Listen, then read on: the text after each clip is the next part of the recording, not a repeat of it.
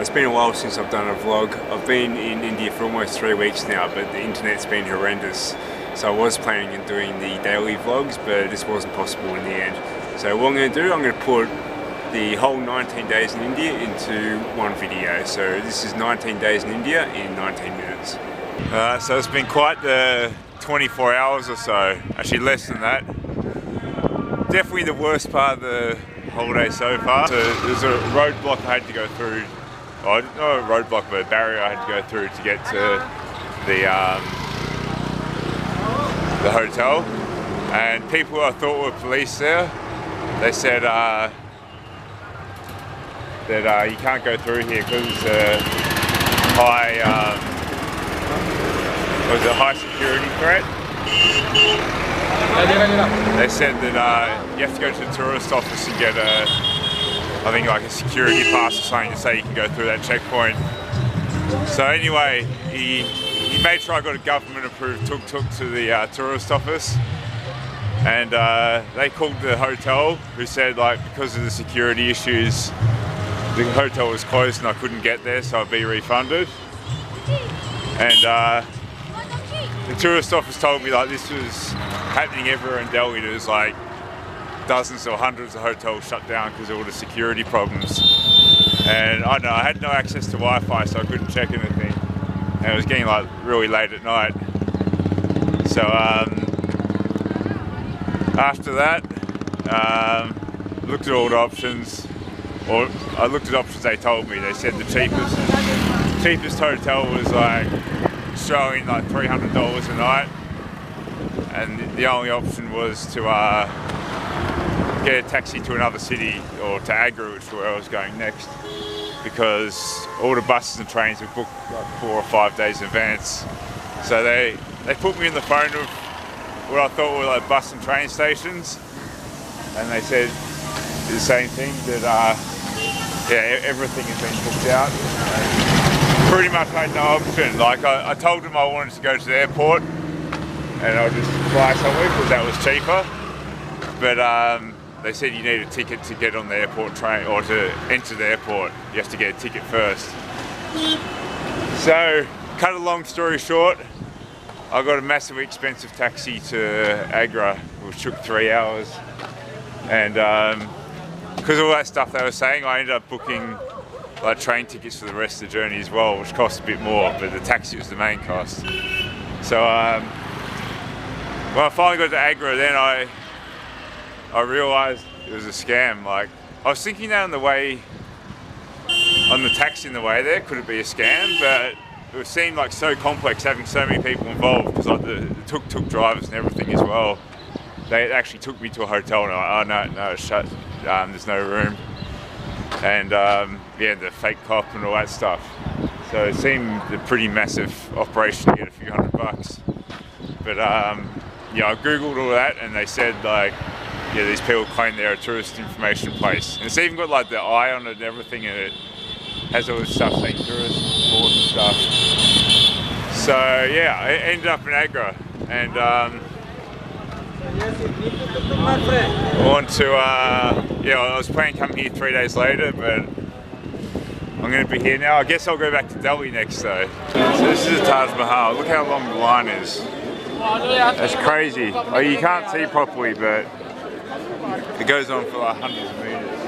That was a lot less hassle-free than I thought. So it turns out there's a different tourist line, and I pretty much went straight in. But I thought most of the people here would be foreigners, but there's barely any.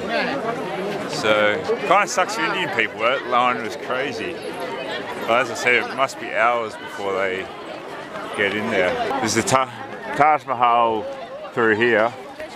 But there's a bunch of other stuff around as well. So I'll have a walk around and see what else is about. Yeah, there's a cow in the street out eating out of a garbage bin.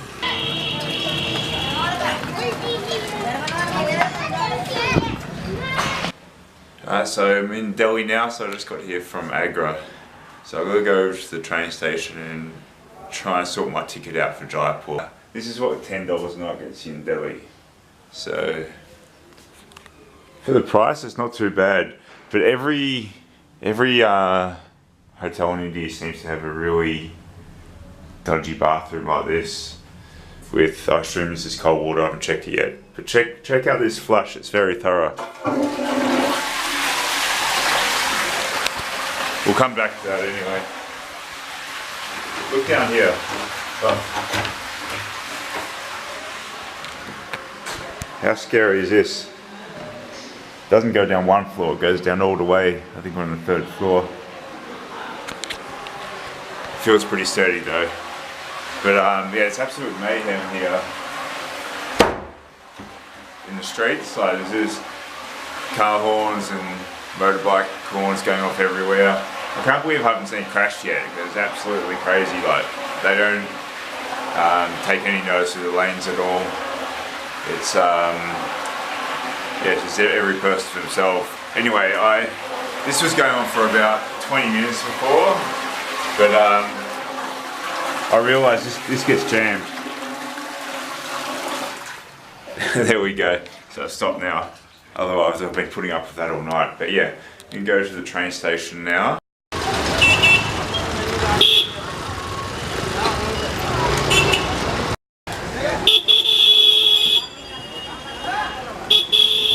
And I love all the random cheap street food they have here. I've been eating these for the past few days. It's like pastry with potato inside them. And I just picked up a bunch of other random stuff. I don't know what it is, but it tasted good. It's always a hassle trying to find the ticket offices. They have like unreserved, which I guess is just before departure.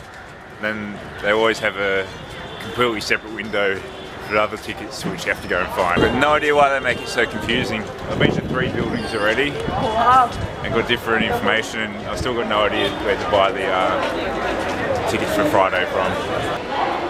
Got that sorted eventually. It's such a hassle just to buy an intercity train ticket. So you need your passport, you've got to fill up a form and then go up to the counter. It's mayhem, so I have to get across the train tracks to get to where the hotel is. So I have to go inside the railway station. You see there's a metal detector there and everyone's going to put their bags down.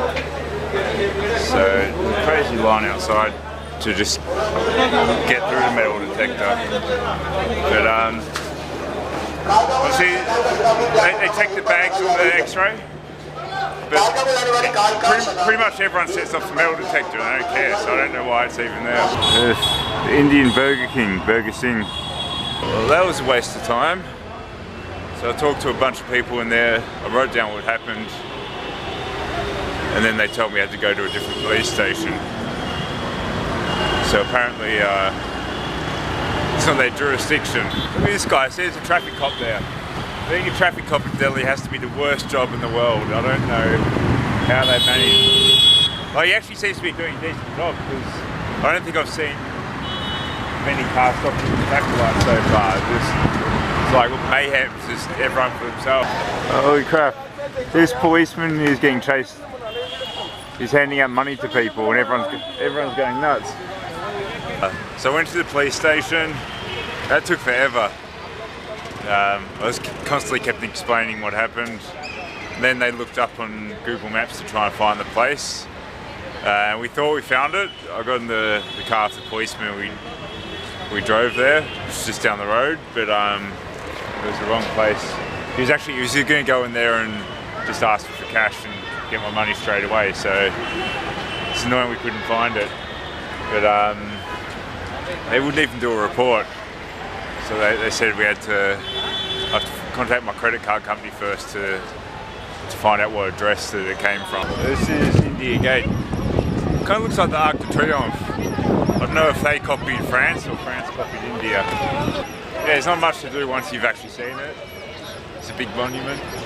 So you could do something a bit more fun and get a tuk-tuk ride.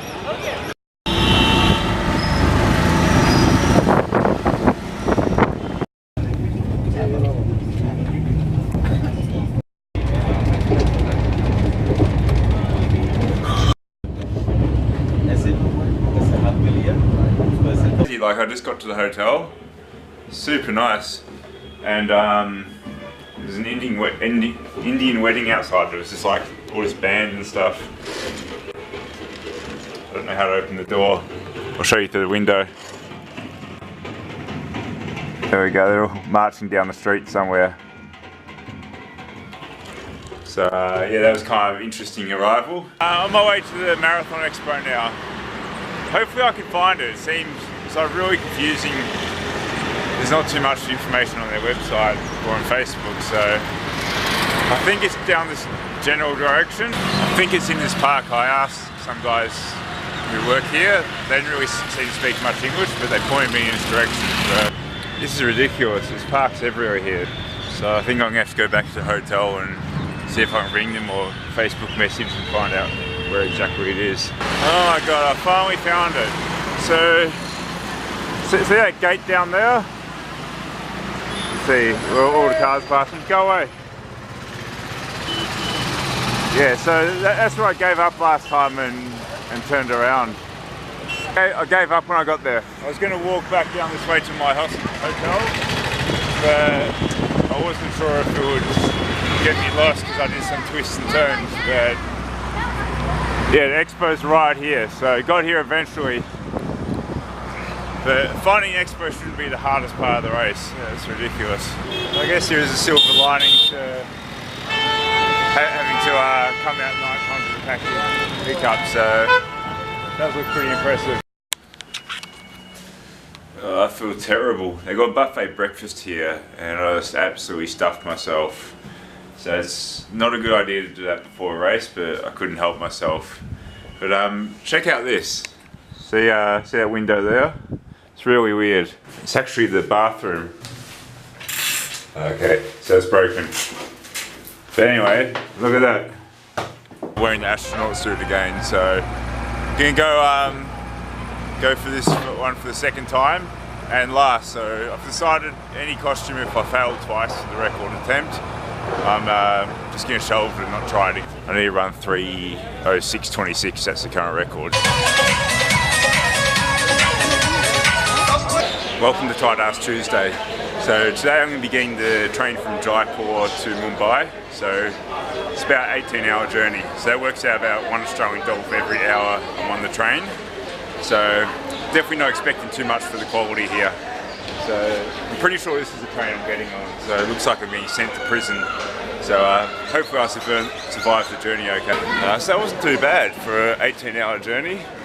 It's kind of beds which fold down.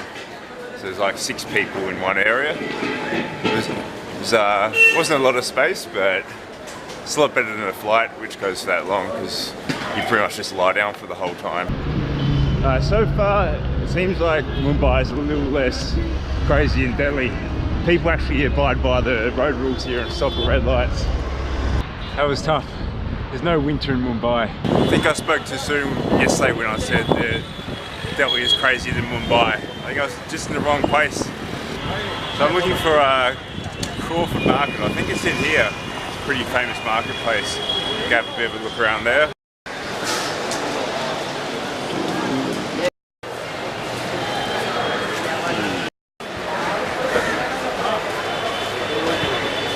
So that was pretty big. It's mainly food and like household stuff. So there's a lot of stuff in bulk. It's kind of like the Costco of markets. This is what used to be called the Prince of Wales Museum. Actually, it's that big building behind me. I can't pronounce what the Indian name is that they call it now, but there's all this kind of crazy artwork here in the garden.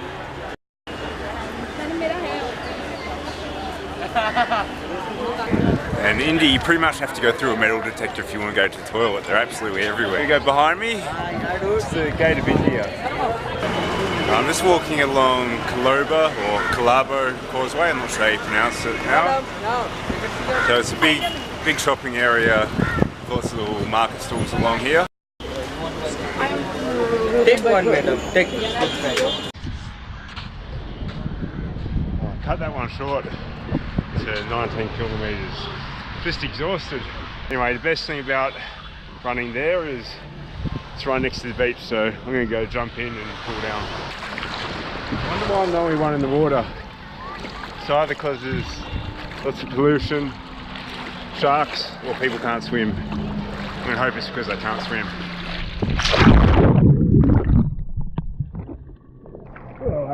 amazing. Staying here all day. I plan to have a couple of big training weeks before Seville. Haven't really gone to plan so far.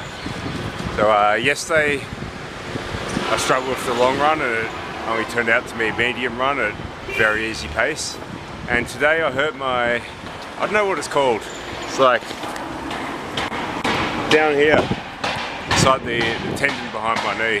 But I'm walking up this hill now. I'm looking to see if I can find the house of the richest person in India. It's actually the biggest residential house in the world.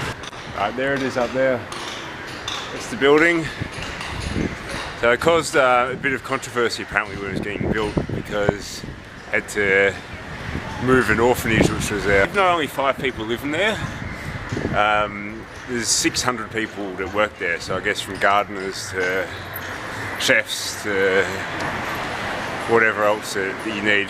It sounds like he's a pretty enthusiastic car collector. There's 168 cars in there, 3 helipads, and they call it an ice cream room. I don't know how you can have a room just for ice cream, but it sounds pretty amazing. Yeah.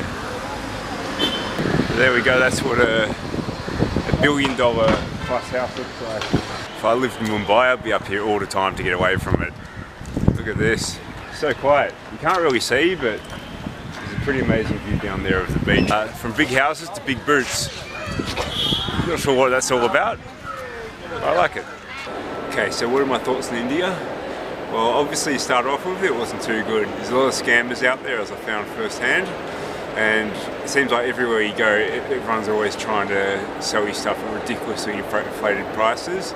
And a lot of people come across as they're trying to be helpful and be your friend, but eventually they try and lead you down a dark alleyway to, you know, where their friends' official tourist information place is, where again they can sell you ridiculously inflated things. A lot of people here are super rude. Like, there's no such thing as lining up here. Everyone just barges to their front and just waves money in front of the cashiers.